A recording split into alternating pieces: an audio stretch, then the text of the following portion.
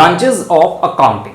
तो जिस तरह हमारे साइंस में डिफरेंट डिफरेंट ब्रांचेस है साइंस स्ट्रीम की, जैसे फिजिक्स, केमिस्ट्री, बायो, फिर बायो के अंदर बॉटनी है एंड एंथ्रोपोलॉजी, इसी तरह आपकी अकाउंटिंग की भी डिफरेंट डिफरेंट ब्रांचेस है। तो उन्हीं ब्रांचेस को अब हम डिस्कस करेंगे। तो देखिए यहाँ पे ब्रांचेस का पूरा चार्ट बना हुआ है, जिसमें देखिए overall financial, cost management, tax, social accounting, human resource accounting, ये पूरी अकाउंटिंग दी हुई है। इनके अलावा भी होती है, लेकिन आपका जितना सिलेबस है बीकॉम लेवल का, तो उतना ही हम यहाँ पर पढ़ा रहे हैं आपको। इसके अलावा भी होती है, जैसे फॉरेंसिक अकाउंटिंग होती है, एक नया टॉपिक आया है कार्बन अकाउंटिंग। तो ऐसी भी कुछ अकाउंटिंग होती है जो हाई लेवल एडवांस जो चल रही है अकाउंटिंग अभी, उसके बारे में भी हम आपको थोड़ा सा डिस्कशन दे देंगे लास्ट में। तो चलिए स्टार्ट करते हैं फाइनेंशियल अकाउंटिंग से। तो डिफरेंट ब्रांचेस में जो फर्स्ट ब्रांच है which is financial accounting. Financial accounting is concern with preparation of periodic financial report by using historical data of a business enterprise. देखिए यहाँ जो लिखा हुआ है मैटर, ये आप स्क्रीनशॉट ले लीजिएगा, तो इसमें आप मैटर क्या लिखना है वो लिख सकते हैं। हम आपको एक्सप्लेनेशन देते हैं कि क्या है ये फाइनेंशियल अकाउंटिंग। फाइनेंशियल अकाउंटिंग जो है हर तरह की फर्म करती है अपनी।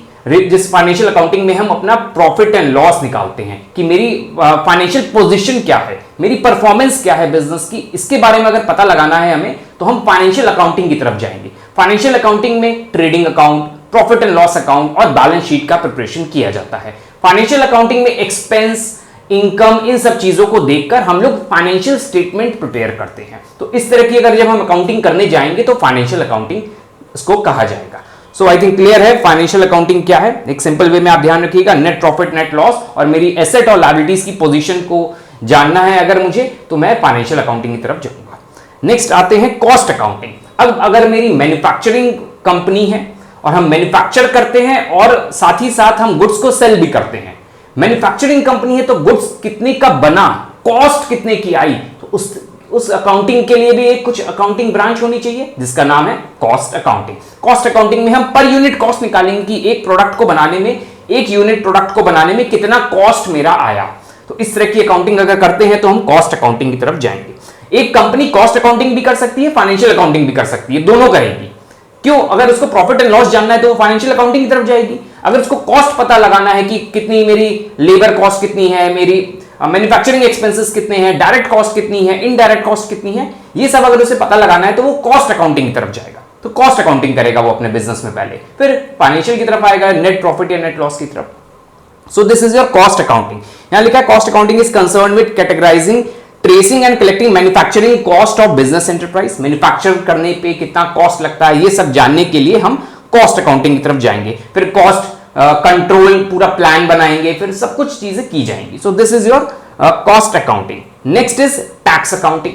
अब मेरा प्रॉफिट हो गया या बिजनेस चल रहा है, मुझे आगे टैक्स से थोड़ा बचकर निकलना है, लीगल वे में, इलीगल वे में नहीं, तो हम क्या करें, हम कौन सी स्कीम में पैसा लगाएं कि टैक्स मेरा थोड़ा कम हो जाए। तो इस तरह की अकाउंटिंग करनी है तो हम टैक्स अकाउंटिंग की तरफ जाएंगे। टैक्स अकाउंटिंग में क्या किया जाएगा, मेरा जितना भी सोर्सेज ऑफ इनकम है उसको कलेक्ट किया जाएगा, उस पर कितना टैक्स आ रहा है, कितना हम सब्सिडी ले सकते हैं, कितना मुझे रिबेट मिलेगा, ये सब अगर पता लगाना है इनकम पे जो टैक्स पे करते हैं, तो उस सब पे कितना रिबेट, ये सारी चीजें मिलेंगी, कितना ओवरऑल टैक्स आया आपका, उस टैक्स की कैलकुलेशन कैसे की जाएगी, वो टैक्स अकाउंटिंग के अंदर आपको सिखाया जाएगा। So this is your tax accounting, deals with tax related matters of a business enterprise. It includes computation of taxable income.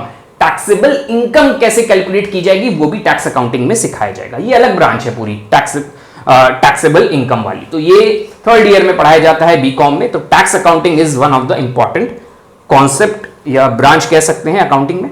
Now next is, इसमें नेक्स्ट अकाउंटिंग दी है मैनेजमेंट अकाउंटिंग। तो देखिए मैनेजमेंट की डेफिनेशन आपने पढ़ते आ रहे हैं आप लोग, planning, organising, staffing, writing, controlling करते हैं उसमें। अगर बहुत बड़ी फर्म होती है, छोटी बिजनेस भी है, तो वो मैनेजमेंट अकाउंटिंग की तरफ भी जाती है। वो देखे अगर कोई प्लान फॉर्मुलेट कर रही है तो वो उसकी अकाउंटिंग करेगी पहले, कि प्लान कुछ बना रहे हैं हम, 500 करोड़ का कोई प्रोजेक्ट अगर हम स्टार्ट करने जा रहे हैं तो प्लानिंग करेगी ना पहले। प्लानिंग क्या करेगी, उस प्रोजेक्ट के बारे में कैलकुलेशंस करेगी पहले, अकाउंटिंग के थ्रू वो कैलकुलेशन करेगी कि ये प्रोजेक्ट अगर इस डायरेक्शन में जाता है तो आगे चल के मेरे क्या रिजल्ट आएंगे, क्या हम ये प्रोजेक्ट से सक्सेसफुल भी हो पाएंगे कि नहीं। तो इस तरह की अकाउंटिंग को हम मैनेजमेंट अकाउंटिंग कहते हैं। तो मैनेजमेंट जो होता है वो कोई भी चीज स्टार्ट करने के पहले प्लान करता है, फिर ऑर्गेनाइजिंग, ये सारी चीजें चलती हैं, तो उसमें वो अकाउंटिंग करवाता है पहले, कॉस्ट कितनी है, कॉस्ट ऑफ कैपिटल, ये सारी चीजें जो आती हैं वो मैनेजमेंट अकाउंटिंग में आती है। तो इसको आप रीड कर लीजिएगा तो आपको समझ में आएगा। थोड़ा सा हम रीड कर दे रहे हैं। Management accounting system uses historical as well as estimated data, पुराना डेटा भी देखेगा और एस्टिमेट भी लगाएगा आगे का। जनरेटेड यूजफुल रिपोर्ट्स बनाएगा, तरह तरह की इंफॉर्मेशन इंटरनल मैनेजमेंट से लेगा और अलग अलग जगह से इंफॉर्मेशन कलेक्ट करेगा और मैनेजमेंट अकाउंटिंग करेगा। Unlike financial accounting, information generated by management accounting is not published for external parties. ध्यान रखिएगा, मैनेजमेंट अकाउंटिंग जो की जाएगी ये लोगों को नहीं दिखाई जाएगी, एक्सटर्नल लोगों के लिए नहीं। फाइनेंशियल अकाउंटिंग एक्सटर्नल लोगों को दिखाई जाएगी क्योंकि वो तो इन्वेस्टर्स लोग जानना चाहेंगे ना कि आपका प्रॉफिट एंड लॉस क्या है, लेकिन मैनेजमेंट अकाउंटिंग नहीं दिखाई जाएगी क्योंकि सीक्रेट रखा जाएगा ना, मैनेजमेंट एक्टिविटी कैसे चल रही है। तो मैनेजर्स जो होते हैं अलग अलग डिपार्टमेंट की मैनेजमेंट अकाउंटिंग कराते हैं और अपने गोल्स को भी अचीव कैसे करना है वो मैनेजमेंट अकाउंटिंग के थ्रू होता है। नेक्स्ट इज सोशल अकाउंटिंग, ये बहुत इंपॉर्टेंट टॉपिक चल रहा है सोशल से रिलेटेड। तो सोशल अकाउंटिंग में कंपनी ने कितना अपना जो भी इनकम जनरेट किया है उसमें उसने कितना अपना इनकम को सोशल वर्क में लगाया। जैसे यहां रीड करते हैं, is concerned with analysing and evaluating organisational impact on society and its environment. Business का इंपैक्ट सोसाइटी के ऊपर क्या पड़ रहा है, तो इसकी अकाउंटिंग अगर करनी है तो हम सोशल अकाउंटिंग की तरफ जाएंगे। It measures social cost and benefits of various organisational activities. अब ये क्या करती है, सोशल कॉस्ट को ध्यान में रखी है। सोशल कॉस्ट मतलब अगर कोई मोबाइल फोन बन रहा है तो उससे इन्वायरमेंट को कितना पोल्यूशन क्रिएट हुआ इन्वायरमेंट में या सोसाइटी को कितना हार्म हुआ, तो उसकी कॉस्टिंग करती है ये। उसी की अकाउंटिंग अगर करेगी तो ये सोशल अकाउंटिंग की तरफ जाएगा। तो डिफरेंट डिफरेंट इसमें हेड्स होते हैं जिसमें सोशल कॉस्ट और डिफरेंट डिफरेंट कॉस्ट होता है। तो इस तरह की अकाउंटिंग करते हैं तो हम सोशल अकाउंटिंग की तरफ जाएंगे।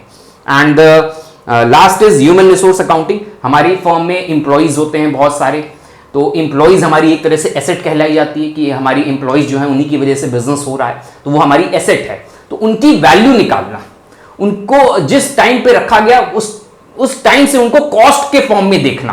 वैसे ये एक डिसएडवांटेज है कि इंसान को कॉस्ट के फॉर्म में देखा जा रहा है, लेकिन इस तरह की अकाउंटिंग जो की जाती है उसमें यही किया जाता है कि जितने भी इंप्लॉइज हैं हमारे उनको एसेट की तरह देखना, उन पे कितना एक्सपेंस हुआ है वो सारा कैलकुलेट करना, उनसे बेनिफिट कितना निकला है ह्यूमन रिसोर्स से। तो ये सारी चीजें ह्यूमन रिसोर्स अकाउंटिंग में की जाती है। यहाँ देखिए एक पैराग्राफ रीड कर दे रहे हैं। Human resource accounting also known as human asset accounting. देखिए ह्यूमन एसेट बोल दिया गया है, ह्यूमन जो इंप्लॉई है इनके एसेट है। Involve identifying, measuring, capturing, tracing and analysing the potential of human resources. Human resources का कितना पोटेंशियल है, वो कितना आउटपुट दे सकता है, कितना प्रॉफिट जनरेट करवा सकता है, इन सब की अकाउंटिंग हमारा ह्यूमन रिसोर्सेज का पार्ट है। इस तरह की अकाउंटिंग जो है आईटी कंपनीज करती हैं, जैसे आपका इन्फोसिस हो गया, ये सब लोग ह्यूमन रिसोर्स अकाउंटिंग करते हैं क्योंकि इनकी एसेट कोई मशीनरी नहीं है, इनकी एसेट एक इंसान है, इंप्लॉय है जो अपने माइंड को यूज करके सॉफ्टवेयर बना रहा है।